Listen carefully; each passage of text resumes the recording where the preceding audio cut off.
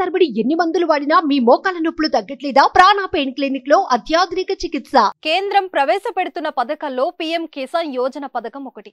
ఈ పథకం ద్వారా రైతులకు సాయంగా ప్రతి ఏడాది 6,000ను అందిస్తుంది. 2,000 చొప్పున 3 విడతలుగా రైతులకు అందజేస్తారు.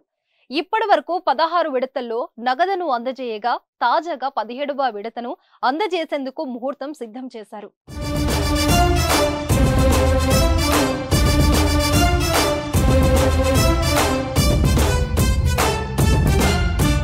ఈ నెల 18న వారణాసిలో నిర్వహించే ఒక కార్యక్రమంలో పీఎం కిసాన్ నిధులను ప్రధాని మోదీ విడుదల చేయనున్నారు.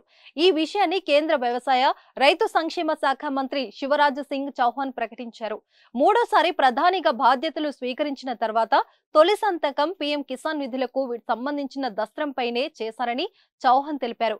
ఈ స్కీమ్ ప్రారంభించినప్పటి నుంచి ఇప్పటి వరకు 3.04 లక్షల కోట్లను అర్హులైన రైతులకు పంట పెట్టుబడి సాయంగా అందించినట్లు వెల్లడించారు. 17వ విడతతో దేశవ్యాప్తంగా దాదాపు 9.3 కోట్ల మంది రైతులకు 20,000 కోట్లు విడుదల కానున్నాయి.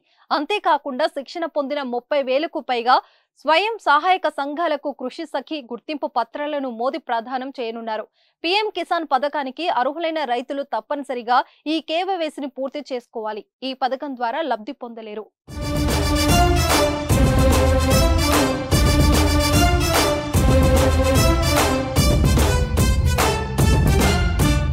సుమన్ టీవీలో మీ పర్సనల్ అండ్ బిజినెస్ ప్రమోషన్స్ కోసం కింది నెంబర్కి కాంటాక్ట్ చేయండి.